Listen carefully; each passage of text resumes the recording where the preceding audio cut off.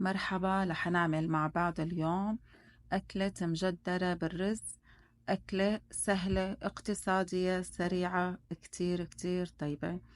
بتمنى منكم تتابعوا الفيديو للآخر لتعرفوا طريقة تحضيرها، ولا تنسوا زر اللايك والاشتراك بالقناة فضلا منكم وليس أمرا.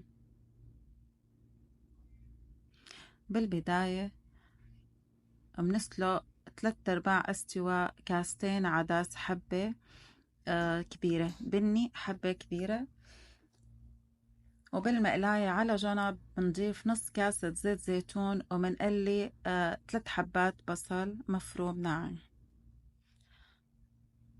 هلأ منتبل العدس، معلقة كبيرة ملح، نص معلقة كبيرة كمون، ونص معلقة صغيرة فلفل أسود، ومنضيف البصل اللي قليناه بزيت الزيتون، ومنضيف عليهم 4 أكواب رز، حبة قصيرة مغسول ومنقوع.